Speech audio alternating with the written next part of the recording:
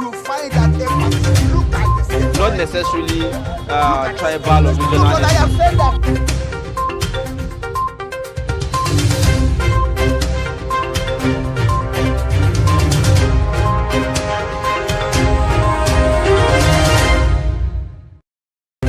But in a situation where you find that they must look at the same. Not necessarily tribal or regional. But I have said that.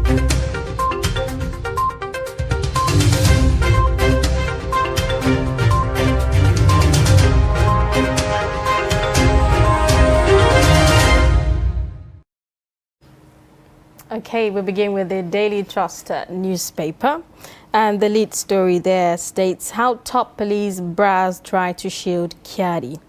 And the writers there, NDLEA tackles Nigeria Police Force again. IGP meets CJN. PSC dormant fails indiscipline in Nigeria Police Force, and this is according to a member. And other stories on the Daily Trust this morning: with project scandal, EFCC grills Nirsal MD. And you see the story about fuel scarcity. NNPC apologizes to Nigerians. Senate probes abandoned 400 billion naira primary health center project. And there's a very disturbing pictorial there that shows the incident happened in Abia, and the northern groups kick as gunmen kill 8 in Abia cattle market. Man attempts suicide after a girlfriend dumps him for rich man. That's quite a very controversial story, and you find details of that on page 16 on the Daily Trust newspaper. Osun APC primary. Aregbesola leads epic battle to stop Oyetola. And on page 4, you find a story about Lassa fever kills 59, infects over 300 in 19 states. And this is according to the NCDC.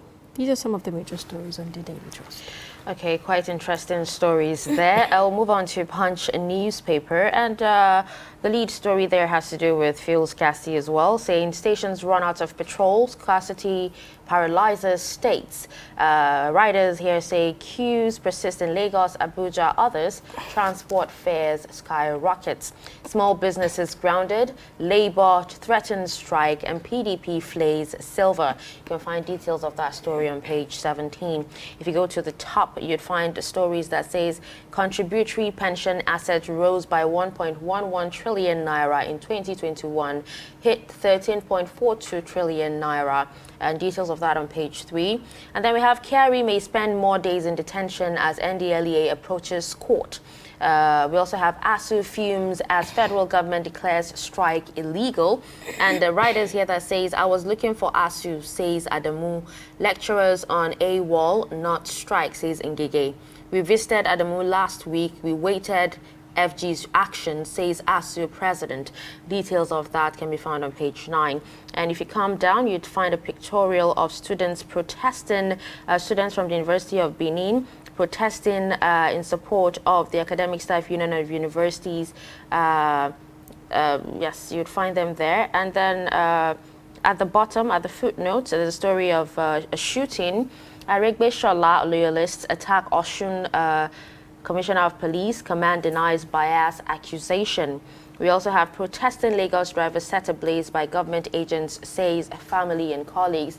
Yesterday, this particular story came out saying he set himself on fire. But right now, the family and colleagues are actually, pinning the incident on LASMA themselves. All right, and we also have Obasanjo, Ango, Abdullahi meet to strategize for 2023. These are some of the top stories on front page of the Punch newspaper. Okay, let's look at some more stories. Let's take a look at some on the Nation newspaper this morning. The Nation also leads with the story about, the whole fuel scavenging. 5 petrol-laden vessels from Belgium turned back. And some of the writers there, NNPC, why we rejected consignment. Scarcity spreads to more states. And there's a very disturbing and very funny pictorial there that shows, some on bikes, struggling with keggers and all of that. It's really quite tragic. And you found other stories on The Nation. Police NDLEA rift over Kyari deepens. ASU strike unnecessary, says federal government. Ngige, we paid 100 billion naira. And you find other stories on page 4. Owa Abokun backs Oyetola for APC ticket. No room for rascality. And you find other story. Nod for North Central to produce APC chair. Buhari demands security report. Yeri Modi Sharif out of race. And you see the story about collapsed 21-story Ikoyi building. Lagos to prosecute 4 score homes. White paper Oke's trial of civil servants. I think these are some of the major stories on The Nation newspaper. All right, up next is The Guardian newspaper, and the lead story here says young Nigerians defy CBN ban, gamble on risky crypto assets. And some writers here that says adoption rate gains 10 percentage point in 1 year, says report. Buying, selling of stable coins gain traction. Asians, others feast desperate youths with trading bots. Scammers migrate to crypto P2P trading platforms. Non-enthusiasts, young professionals save stable coins in digital wallets. And at the top there, we have FG says hands clean on ASU unfortunate strike. We also have Senate probes botched 400 billion naira health project 16 years after. Bad fuel. Reps summon oil firms as PDP flays 201 billion naira cleanup vote. Our men not involved in Kyari's drug deal, NDLEA declares.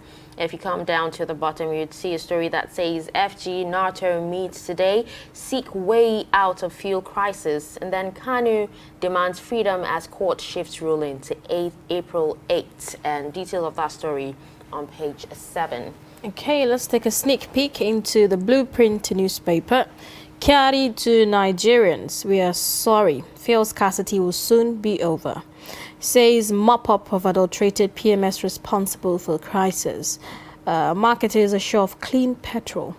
PDP slams federal government over use of 201 billion naira to clean toxic fuel. And you find other stories on the Blueprint this morning. FEC approves $2.81 billion for railway services. Outlaws use of generic domain addresses for official businesses. And right at the top, you'd see APC chair, divided governors settle for North Central, zone scribe to South South. Meet Buhari Saturday. Aspirants write President Lord Buni-led committee. And then you find other stories on the Blueprint. Court orders for feature of 10.9 billion naira property seized from military officer. These are some of the major stories on the Blueprint newspaper. All right, on Tribune newspaper, we actually have at the top there, correctional service reps to probe utilization of 165 billion naira budgetary provision. And the lead story there has to do with adulterated fuel. And it says NNPC files claims for damages against suppliers. Queues will disappear by next week, says Kyari. And also give up petroleum ministry, PDP tells Buhari. Details of that on page 8. We also have at the bottom there, drug trafficking, Kyari, Bawa, confessed working directly with cartel in Brazil, Ethiopia, says NDLEA. And a writer that says exonerates agencies, officials, promises blind justice for inductees. We also have 1 minor, 3 commuters killed, 2 others injured in Plateau State on page 26. Amotekun arrests truck with 63 northerners, motorcycles in Ondo on page 26. And also, Soludo makes OND minimum qualification for political appointees on page 11. These are some of the top stories on Tribune newspaper. Okay, we have Nasrul Lawal Abubakar. He's the editor-in-chief, Dateline Nigeria, here with us this morning to give us perspectives on some of the stories. Good morning. Good morning. Good morning. Okay, I would like to begin with this very disturbing pictorial on the Daily Trust newspaper about gunmen killing 8 in Abia cattle market, and the pictures are really very disturbing. Could you comment on that? Yeah, certainly. It's quite unfortunate that Nigeria as a country is left with non-state actors trying to dictate happenings in the society. Not long ago, members of the proscribed IPO were all over the news saying from April they don't want any cattle to be taken to the southeast. They tag them the Fulani cattle, while in actual sense there are some Igbos that are actually into the business because it's a business. And then you can see it from the reaction. Instead of the government coming out to reassure the people, you have other non-state actors from the other part of the country coming out to say that we are not going to allow this to continue. Where is the government in all this? That's what people will be asking. Because if the government is not there, then the people will have to devise their own means of survival. And this is the problem we are having, which has been leading to people, arming themselves because the government has failed to do that. So sometimes you find it difficult to blame people for taking the laws into their hands. Well, previously, it was actually a case of not taking food to the east, and then you have this happening. What kind of solutions can actually be found, or how can they actually, get solutions for this? Because we also have stories of northerners, migrating from the north to other parts of Nigeria, and the number of northerners and motorcycles actually, arrested by Amotekun. This is what we are actually saying. The government should be up and doing. The government should play its role. It shouldn't leave all these non-state actors to be dictating the tunes, because that is what is happening at the moment. One other story that we cannot shy away from, and we have to talk about, is almost everywhere, is the issue of Kyari. Here on the Daily Trust newspaper, it states how top police brass try to shield Kyari. And the NDLEA is tackling the Nigerian police force, here and there. In your assessment, how do you think this case is going to pan out? Where do you see it going? Well, interestingly, we have 2 Kyaris in the news. Kyari. With the fuel problem, and then the other, of course, in the news for the wrong reason. From what the NDLEA did ab initio, it showed they tried to get the police to cooperate with them, and somehow that did not appear to have happened.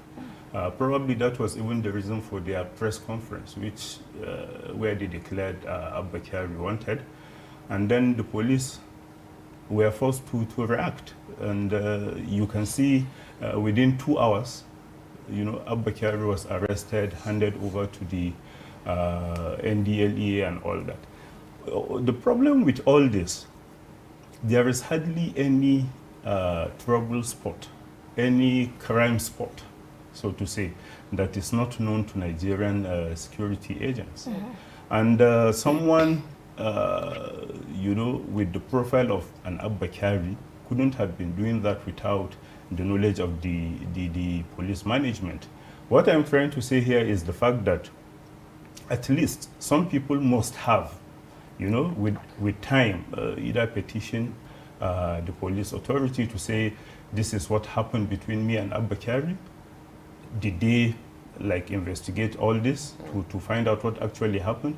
Because it will be difficult for anybody to be doing this without the buy-in of his superiors.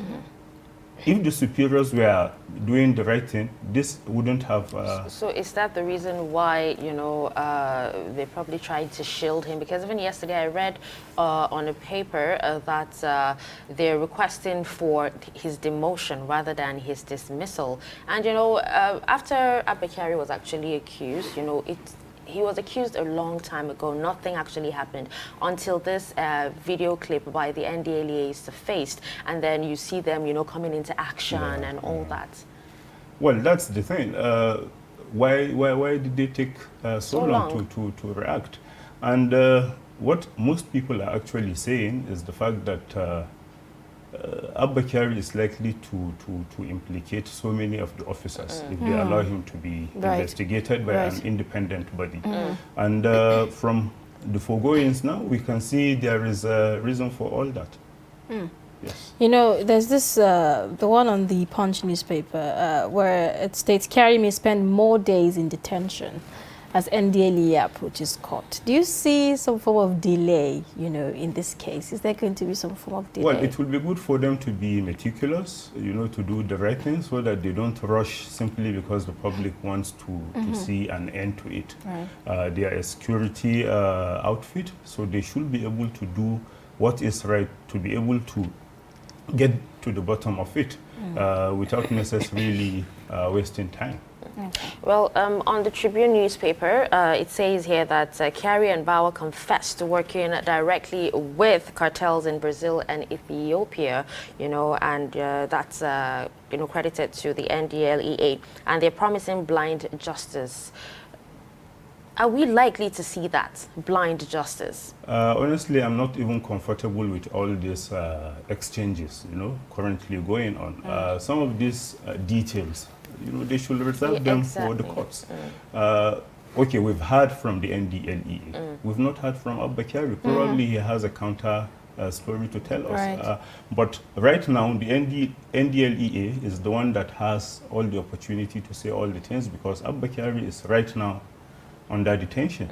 So he may not be able to state his own side of the story. So I will rather they wait for the courts to hear that in court. To be able to do all that. Okay. You know, another burning issue, you know, ASU have been at loggerheads, you know, with the federal government. And then ASU Films, you know, as federal government declares their staying strike is illegal after giving them 100 billion naira. Well, maybe the question that people will ask, is it legal for the government to deny the union its dues? Probably some people will be asking the same question. What I find surprising is the fact that the minister is saying one thing and then ASU is saying another. And then these are people that are telling us that they are meeting to try to negotiate. So where is the kind of confusing. Where is the confusion coming from? They should be able to tell us, okay, this is where we have reached, and this is where we hope to be, maybe in the next sitting or so, instead of one party saying this and then the other saying something different entirely. Now, I remember recently there's a story about, you know, students coming in from all over the world to school in Nigeria. Okay. You know, that's bringing the education sector up to par so that these students can come, you know, to Nigeria to school the way we travel abroad, you know, for schooling and everything. Do we see that happening? And with this particular strike, would you say the association is actually fighting for, you know, for the students as well? Because they seem to be the ones at the receiving end. Well, I wouldn't expect ASU to be fighting for the students. What are the students doing? They should be able to also fight for their own right, just the same way ASU is fighting for its own right.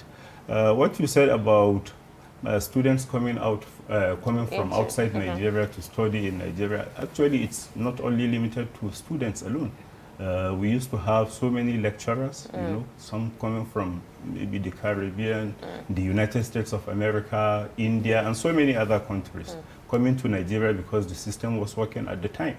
But right now, with all the things that happening, you know, in the education sector, honestly, I don't think people want to come here to subject themselves to something that they don't even have an idea of when they are going to finish, you know, how they are going to progress and all that. Yeah, but what I want to actually know is, isn't there a way that this union, this association can actually fight for themselves without it affecting the academics of the students?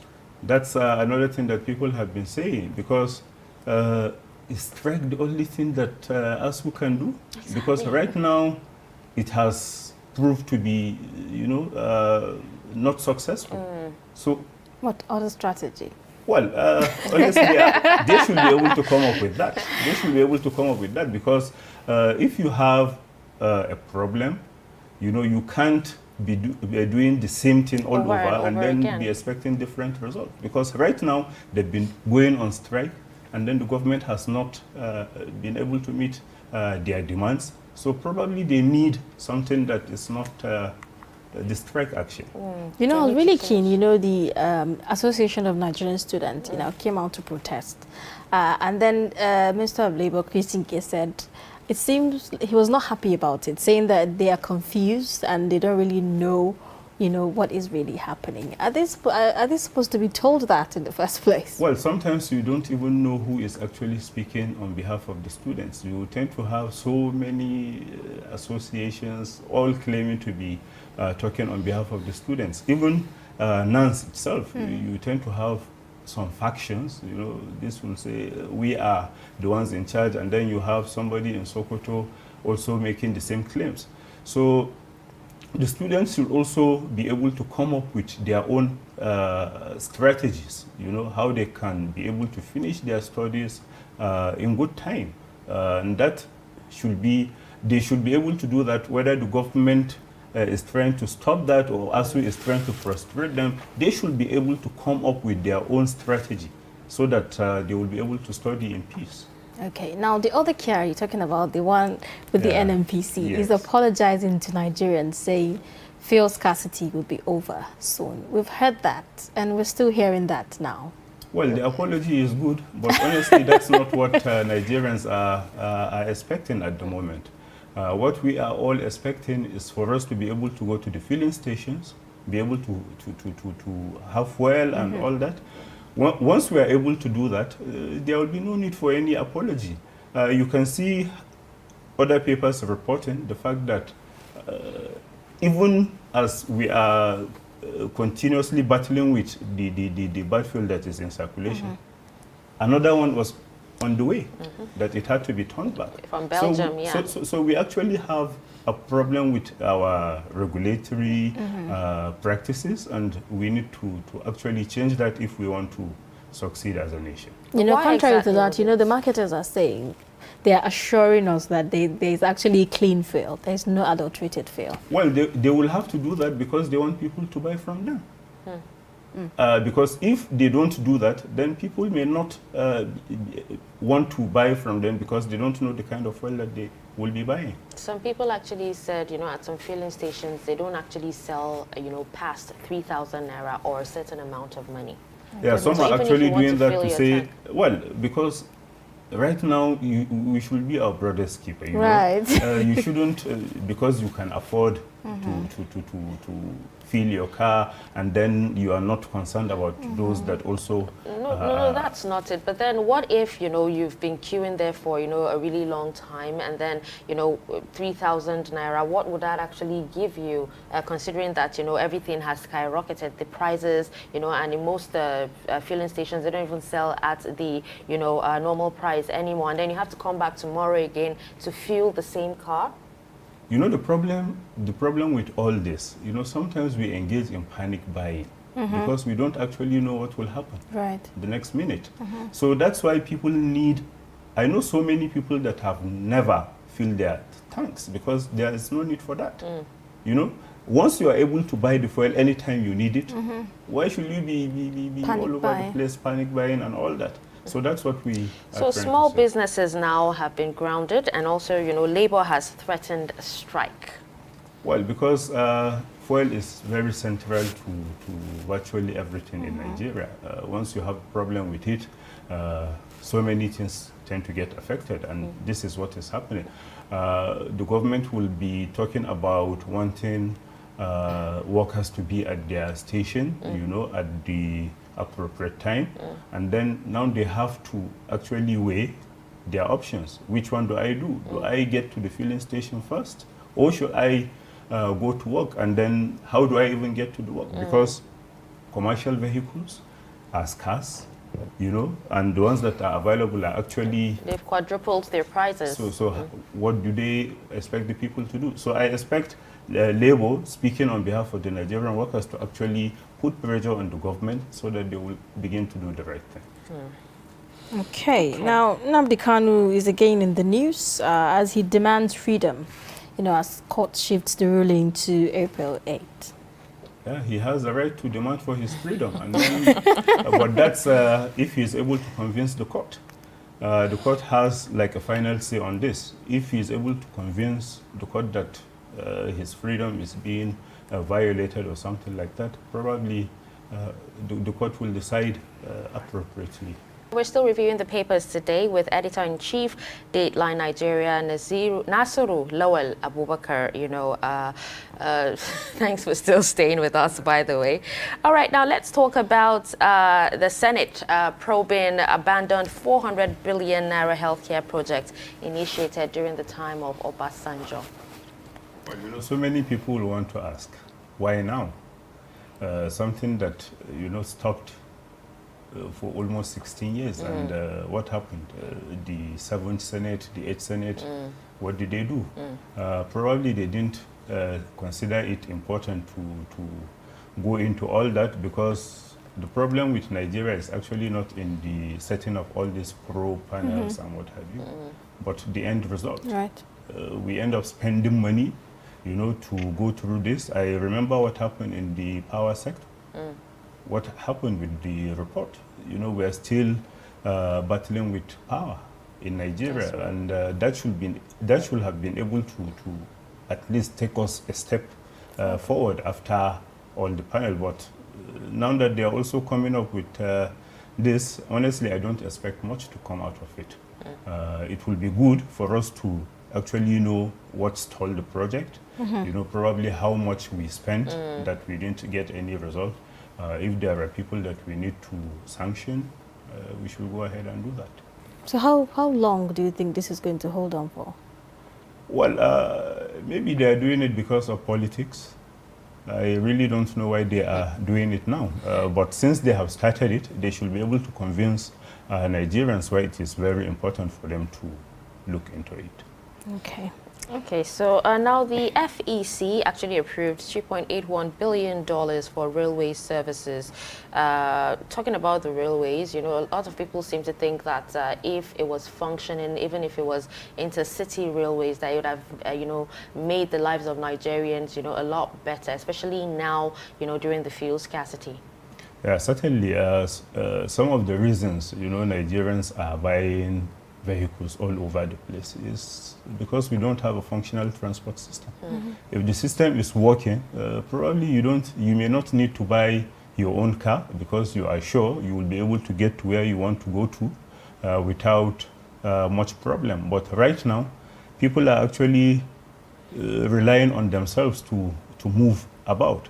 The money, I don't know where they will be sourcing the money from, because not long ago, the Minister of Transportation was in the news saying China has not been upcoming with, it's like they have, backpedal in giving them money. So where are they going to get the money from? Maybe that's the questions that Nigerians will be asking.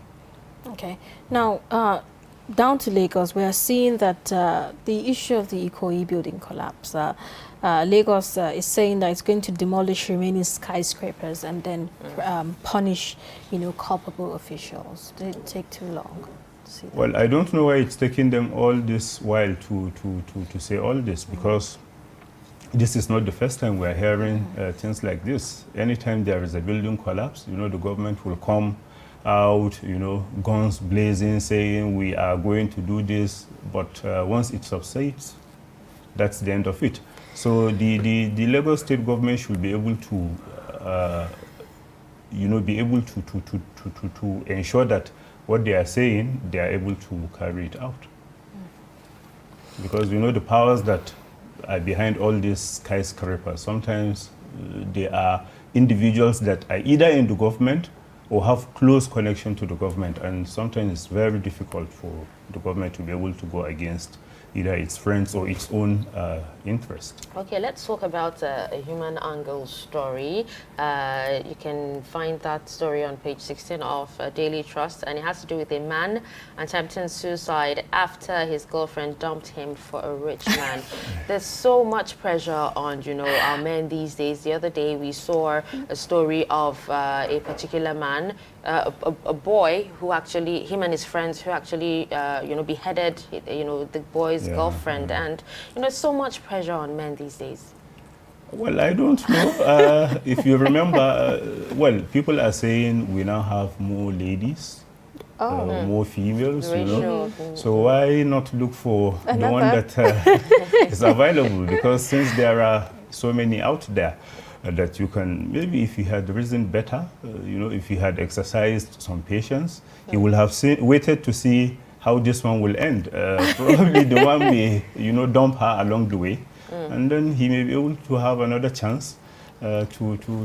Or maybe, but now or that maybe he's not there, even if that is to happen, he will not be there to benefit. Or maybe he had, you know, some other depressive underlying issues Well, which actually led to certainly, because why should you take your own life because of anyway? In recent times on social media, we've actually seen a lot of women rejecting proposals of their men as well. Okay. Yes, it's more like a trend now. They keep rejecting, you know, imagine being with someone for, you know, a couple of years, him doing a lot for you, and then, you know, you rejecting him. If you're not sure of spending your life with that person, why propose, or why still stay in the relationship? You know, we are in the era of women empowerment. You know, Indeed. Women are now able to do so many things For themselves. So that means they will have a say in all this. You know, in the past, you know, your dad may just come up with somebody that you've never met, and then before you know it, you are husband and wife. Yeah. But now that women are, you know, doing so many things for them, they are exposed, you know, they have their own taste and all that. They should be able they should be allowed rather to determine the kind of relationship that they want to go into. So you're saying the men have not been able to understand women of this generation to be able to deal with them? Yes, because they also have the need to love and be loved. That's the fact. If you are able to establish that, then they are yours for the taking. Okay. So, but really, I just really want to ask, you know, women being able to do things for themselves, is that really a bad thing? It's not a bad thing. Okay. It's not a bad thing. I'm actually happy that they now have a say. Like I told you, in the past, you wouldn't have a say in who becomes your husband. Your dad may just wake up one day, and then before you know it, you are on your way to Sokoto because your father has decided so. But now people are beginning to have a change of heart. But really, you know, suicide is not the way to go. Certainly. At all. It's not at all. It's not at all. I think with that, we've actually exhausted, you know, our stories on a newspaper review. Thank you so much for being with us today on the show. In case you're just joining us, we're still watching Daybreak on Trust TV, and we just finished the newspaper review with Nasrullah Al-Abubakar, editor-in-chief, Dateline Nigeria. You find that look at this. Not necessarily tribal or regional. But I have said that